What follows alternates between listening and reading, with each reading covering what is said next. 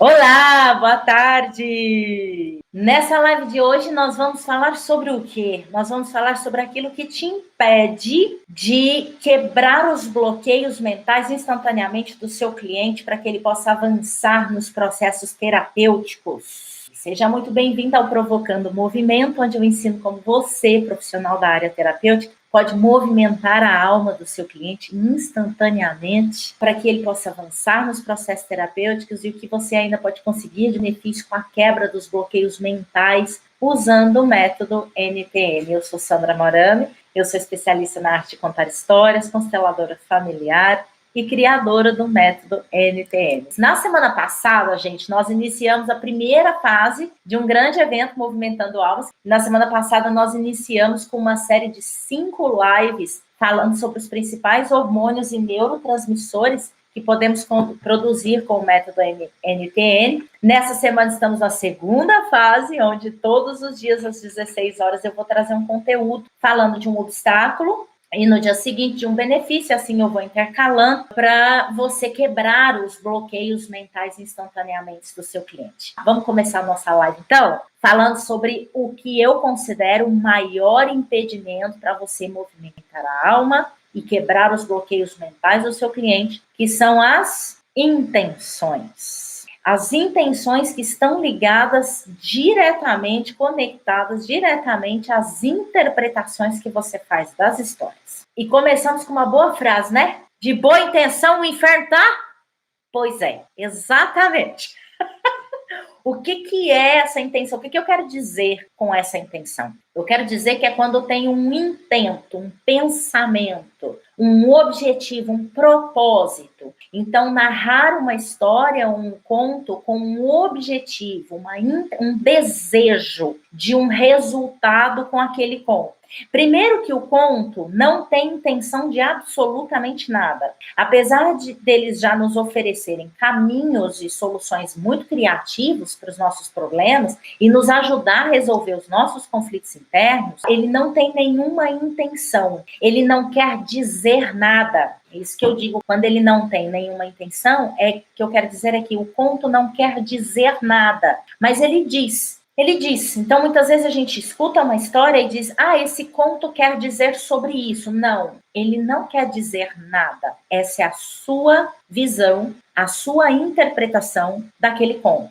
Então, vamos dar um exemplo assim. Eu vou narrar essa história X com o objetivo, com o desejo de ressignificar a questão Y do cliente. Se ele tem um problema de rejeição, com essa história eu vou conseguir ajudá-lo, eu vou conseguir resolver. E aí a minha narrativa daquele conto, que eu acredito, né, que eu espero que resolva, vai ser carregada desse desejo. E parece um pouco contraditório isso, não parece? Você tem uma ferramenta que movimenta a alma profundamente, que cura feridas profundas, que resolve conflitos profundos, que muitas vezes a gente não encontra saída para aqueles conflitos, que cura, mas não pode ter a intenção de movimentar ou de curar. A intenção ao narrar uma história é quando você camufla aquilo que você quer dizer, aquilo que você quer mostrar, apontar, e aí você camufla tudo isso numa história. E utiliza aquela história como ferramenta, como veículo para dizer ao seu cliente aquilo que você acha que é o que você acha daquela situação toda. E aí você camufla.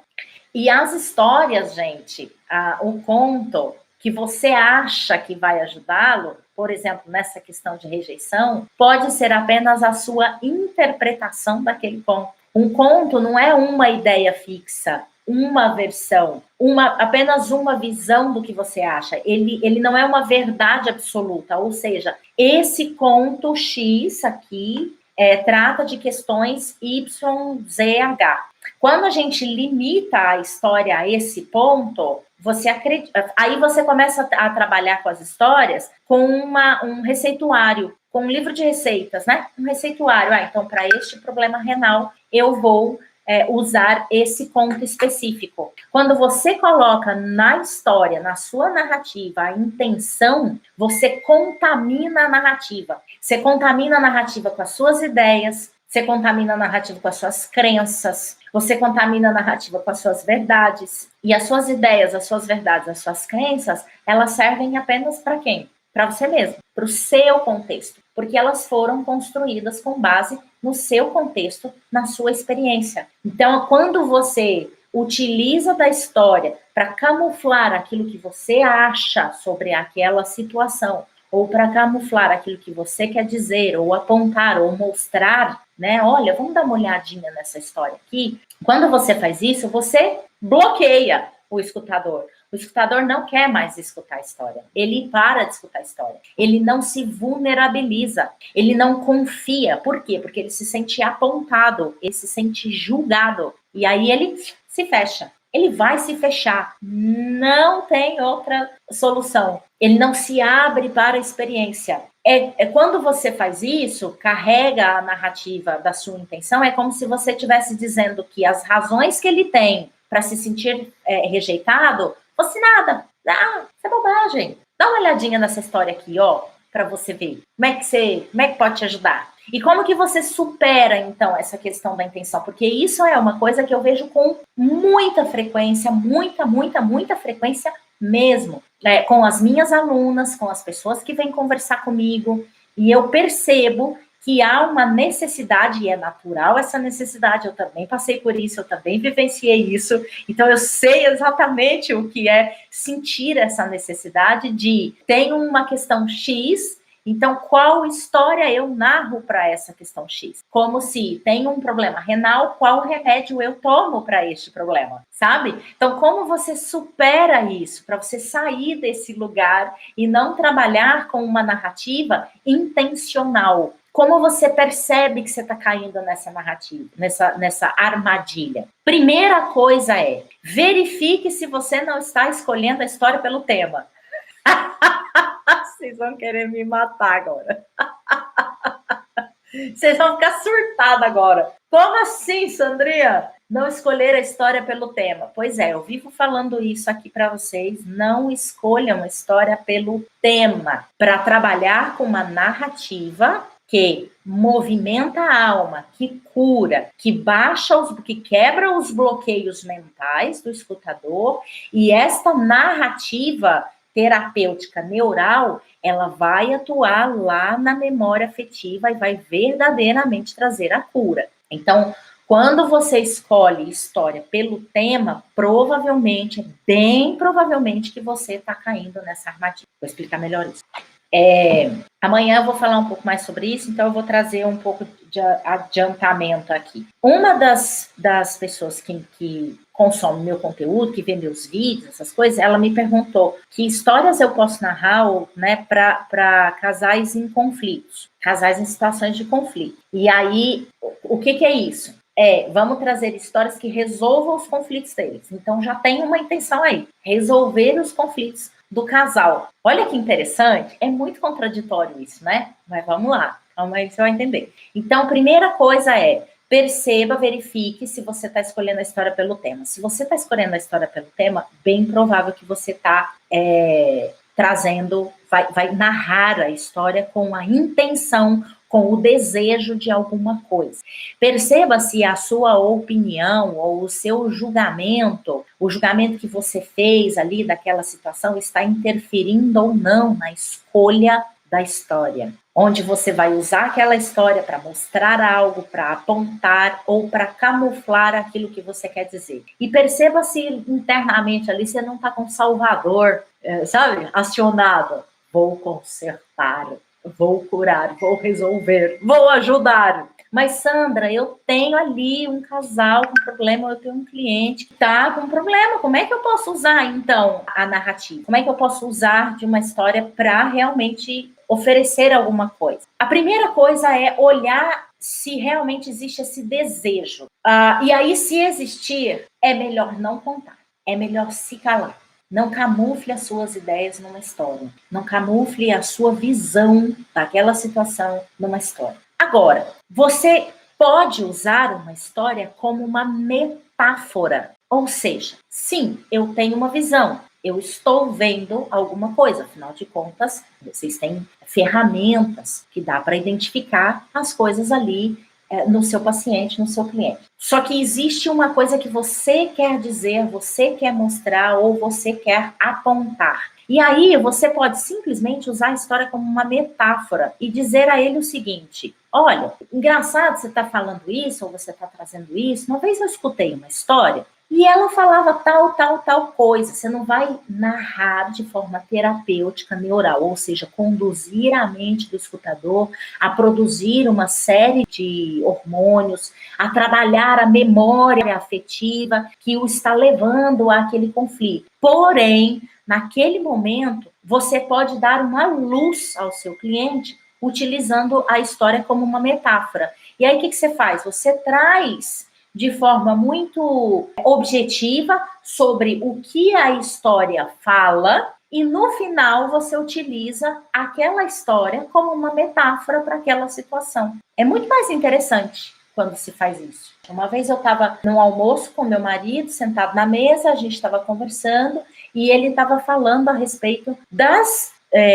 deixa eu ver se eu lembro aqui para não mentir para vocês, tá? Mas ele estava falando a respeito de algumas dificuldades que ele sentia por não conhecer esse processo de aprendizagem, sabe? Que você não conhece e aí você sente mais dificuldade. E quando ele falou isso, eu lembrei da história, e que eu já contei ela aqui, se eu não me engano, ela está gravada no Instagram e no YouTube, de um rapaz que nasceu sem braço, sem o braço esquerdo. E ao invés de eu narrar a história para ele, porque aí eu iria narrar essa história carregada de intenção, para dar uma lição de moral naquilo que ele estava me falando, eu falei, nossa, isso que você está me falando me lembrou de tal história. E eu falei, é uma história de um menino que nasceu sem braço e ele passa muita dificuldade na sua vida. Foi assim que eu fui falando. Você não precisa narrar exatamente. E aí ele tinha muita dificuldade na vida e um dia ele decidiu superar essas dificuldades e foi fazer uma aula foi entrar num curso de judô.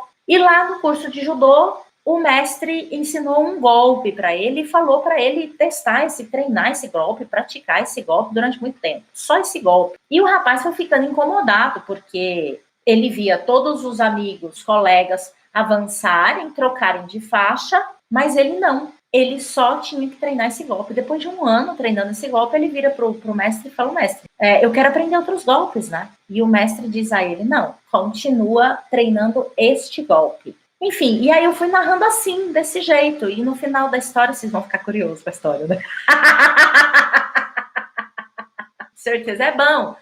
Produz... Fala dopamina. Eu sei que eu fui contando essa história desse jeito, assim, trazendo só os fatos da história, e no final eu falei para ele, então, me lembra um pouco essa situação, né, da gente se sentir assim, sentir as coisas mais dificultosas, mas é exatamente usando aquilo que a gente sabe e aquilo que a gente tem, que a gente consegue superar os nossos limites. E ele, pô, gostei dessa história. Então, é uma história que vai ajudá-lo, na verdade, todas as vezes que ele sentir dificuldade, o ajuda a falar, lembrei do menino sem braço. Mas percebe? É uma história que não vai tratar nenhuma memória afetiva dele, nenhuma emoção, eu não conduzi a mente dele, mas foi uma história que ajudou ali a ampliar um pouco a visão que ele tinha sobre aquela situação. Uma outra forma de superar esse obstáculo da intenção e da nossa interpretação, principalmente, é saber identificar o conflito que o personagem vivencia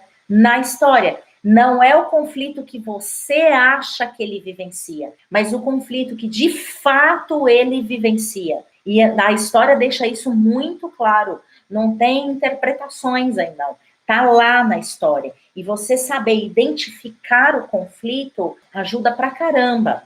Outra vez, falando exatamente nesse assunto, né, de superar esse obstáculo, novamente, né, eu e meu marido, a gente conversa bastante, a gente conversa muito mesmo, e a gente estava tomando café da manhã na cama, ele leva café preto na hora que eu acordo para mim, né, para eu tomar, que eu preciso de um tempo ali para despertar. Eu não já acordo, já saio serelepe da cama, não. Eu ainda fico uma hora ali na cama tomando café preto e vou conversando e tal, e aí eu vou despertando. Então a gente estava ali tomando um cafezinho, e aí eu me lembro que ele trouxe uma questão, ele falou de mais uma questão, e a gente foi dialogando sobre isso, até que chegou um momento eu falei, ô Charles, quando você se vê nessa situação, se imagina ali na frente, se coloca ali. Aí ele se colocou, eu falei, quantos anos esse Charles tem nessa situação? Aí ele falou uns 15.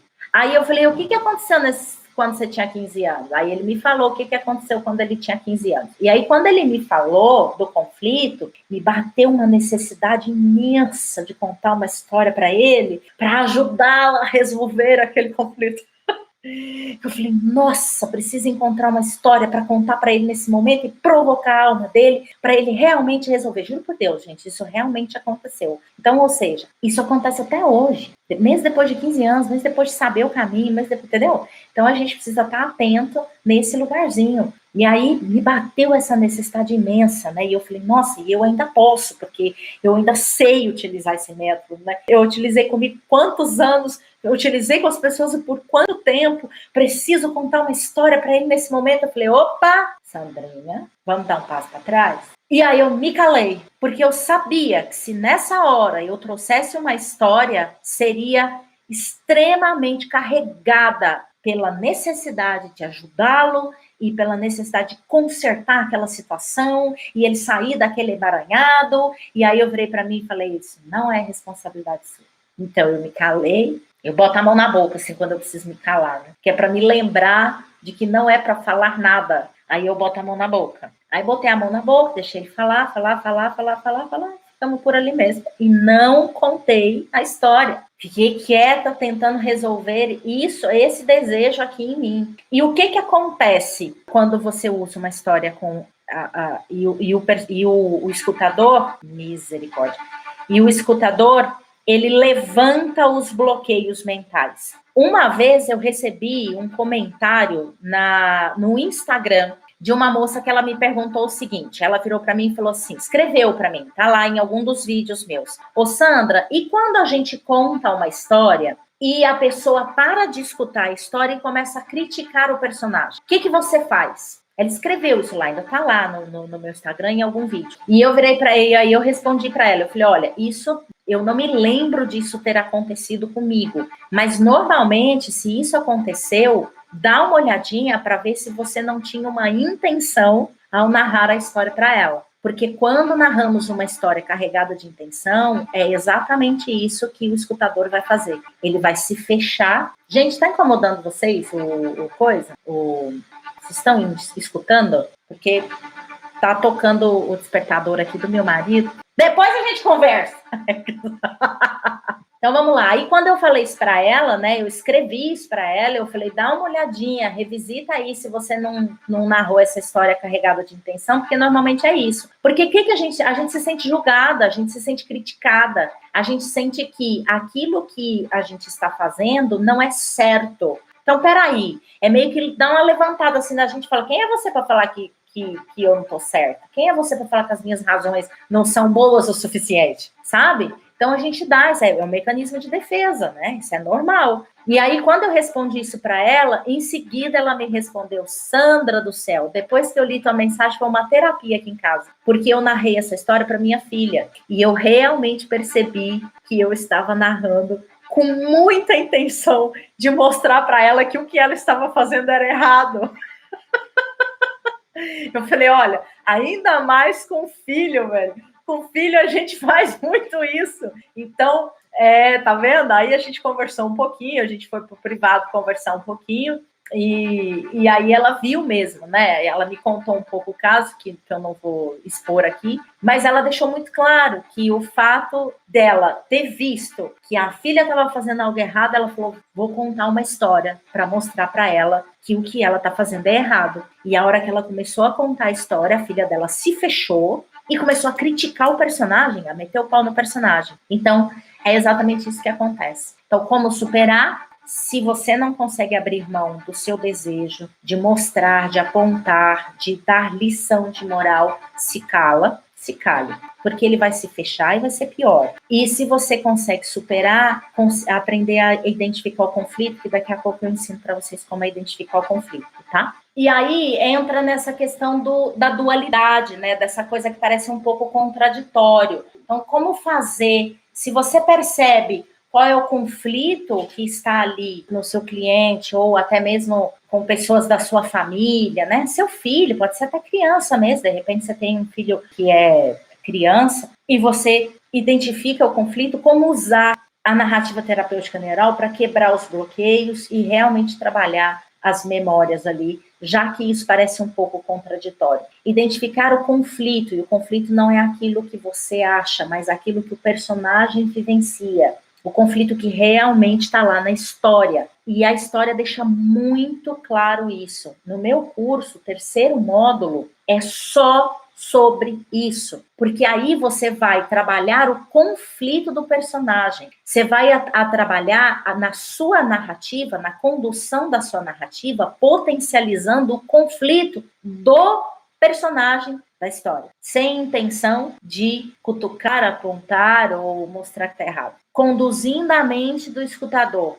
identificar conflito e identificar a transformação que o personagem vivencia. No meu ponto de vista, esse é o único jeito, trabalhar a história pelo conflito. Só que as histórias têm 3 tipos de conflitos. Ela tem conflito relacional, ela tem conflito interno e ela tem conflito de meio ambiente. E normalmente as histórias têm os 3 conflitos. Ela nunca vai ter um conflito só. Ela vai ter sempre 2 ou os 3 normalmente. E aí eu vou ver qual é o conflito do escutador, do meu cliente, verifico se a história tem um conflito parecido, se o personagem vivencia o mesmo conflito, e aí eu potencializo na minha narrativa aquele conflito daquele personagem.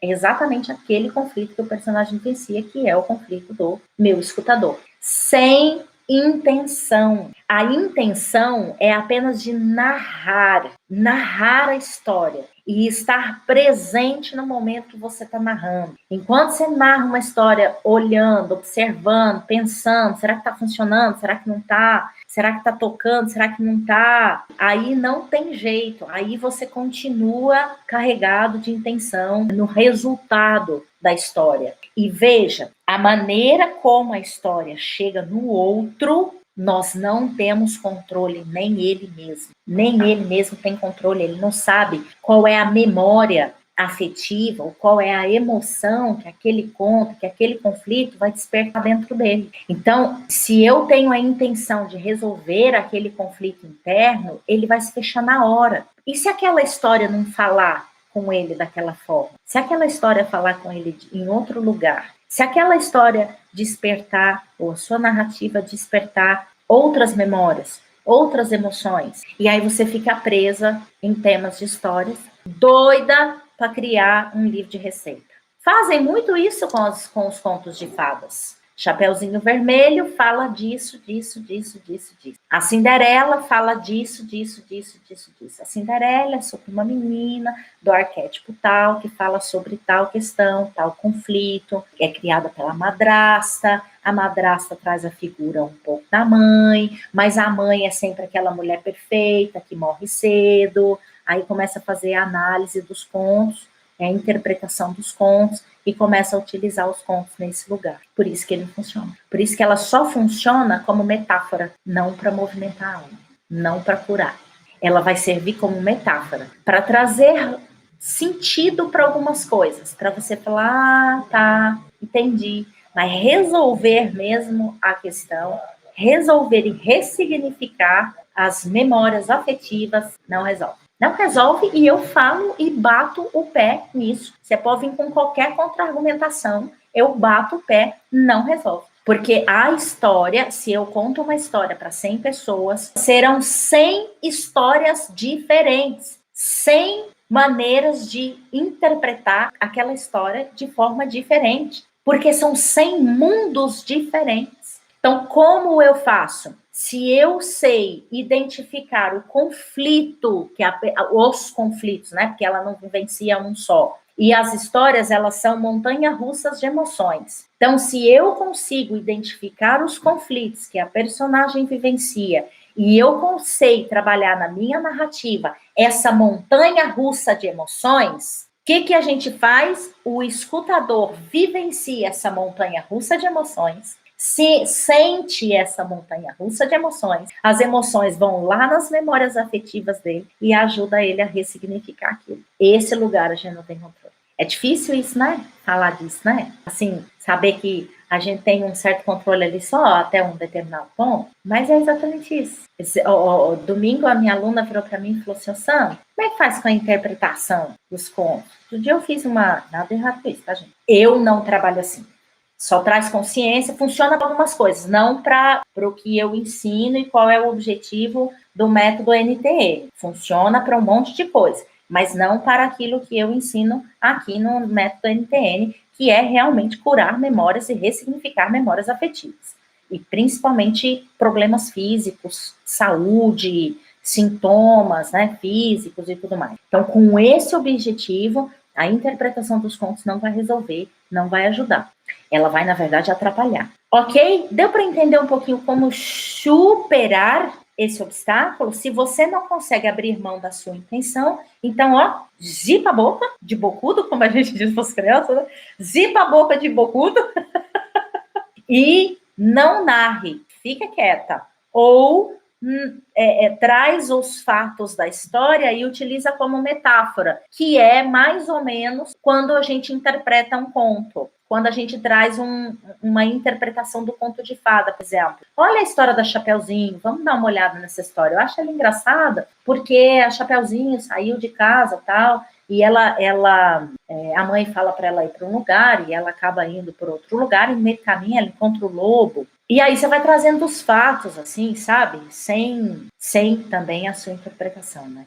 A sua interpretação diz respeito apenas a você. É um treinamento diário. Exatamente, Maria. É um treinamento diário. É um treinamento de realmente dar um passo para trás. E falar, não estou numa postura adequada para narrar histórias hoje, então eu não vou narrar. Agora, você está lá, a história veio na tua cabeça, e às vezes a história vem na tua cabeça e você fala assim, nossa, essa história não faz sentido nenhum. Não faz sentido para você. Ela não faz sentido para você, mas ela não tem que fazer sentido para você. Ela tem que fazer sentido para o outro. E aí narra sem medo. Narre sem medo. E vê o que acontece. Só vê o que acontece. Não julga nada também, não. Só vê o que acontece. Não tem contraindicação. Só toma cuidado com os detalhes para você não começar a produzir cortisol e adrenalina no outro. Aí começa a balançar a perna, pensar que hora que esse negócio vai acabar. Narra sem querer florear demais, tá?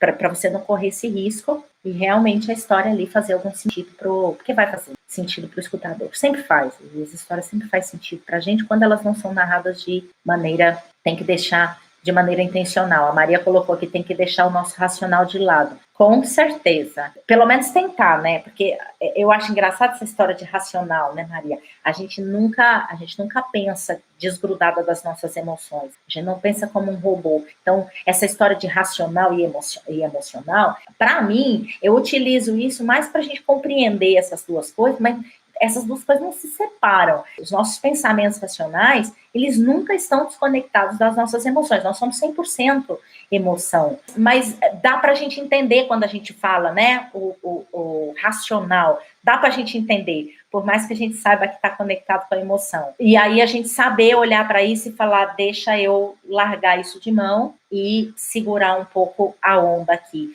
Porque, olha, narrar uma história para camuflar aquilo que você quer dizer, ou que você quer mostrar, ou apontar, ou moralizar, dizendo, olha, isso aí não é bem assim, né? O que você está fazendo está errado, sabe? Vamos dar uma olhadinha para isso aí. Então, é isso que eu chamo de moralizar. Quando a gente faz isso, ela causa um mau efeito.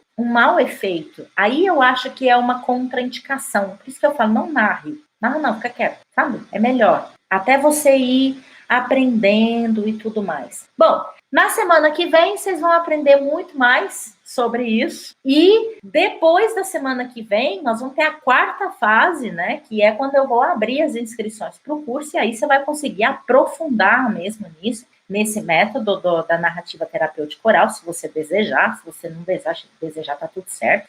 E aí eu vou abrir as inscrições para o curso, mas na semana que vem, que são as aulas para quem se inscreveu para a semana, já vai dar ainda um pouco mais de entendimento sobre todo essa narrativa, onde eu digo que o poder do conto não está no conto em si, mas em como você narra, em como você conduz a narração, né? E não na história em si.